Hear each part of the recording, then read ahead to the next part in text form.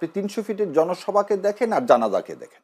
৩০০ ফিটের জনসভার জন্য 10টা ট্রেন ফ্রি দিছিল, অনেক হাজার হাজার বাস দেওয়া হয়েছে, কিন্তু ভালোবাসার যে উপস্থিতি, আমি কিন্তু ঠাকুর ভাইকে কিন্তু অ্যাডপ্ট করিনি, যে বেগম খালেদা জিয়া তো মানুষের হৃদয়ের মণিখোটায় বসে আছেন, সেই জায়গাতে আমি আপনি কেন? আমি তো বলতে চাই, আমি তো জামাত ইসলামকে সমর্থন করি, কিন্তু তারপরেও ওই জানাজাতে আমিও গেছি, এবং আমিও কি করতেছি, যেহেতু ভারতীয় আধিপত্যবাদের জায়গায় জিয়াউর রহমান এবং খালেদা জিয়া এক, সেই জন্য আমি কিন্তু আপনার প্রথম উত্তরে বলছি যে যদি তারেক রহমান এই চিন্তা করে থাকে ভারতের সমর্থন ছাড়া আমি ক্ষমতায় যেতে পারবো না, তাহলে তার কেন বিএনপির রাজনীতি শেষ হয়ে যাবে, কারণ এটাই দেশের জনগণ মেনে নিবে না। এবং শেখ হাসিনা এখান থেকে চলে গেছে, এটা প্রমাণ হয়েছে ভারত কাউকে এদেশে ক্ষমতায় চিরজীবন রেখে দিতে পারবে না, আর সম্মতার ভিত্তিতে আমাদের সম্পর্কটা হতে হবে। আপনি ৩০০ ফিটের জনসভাকে দেখেন আর জানাজাকে দেখেন।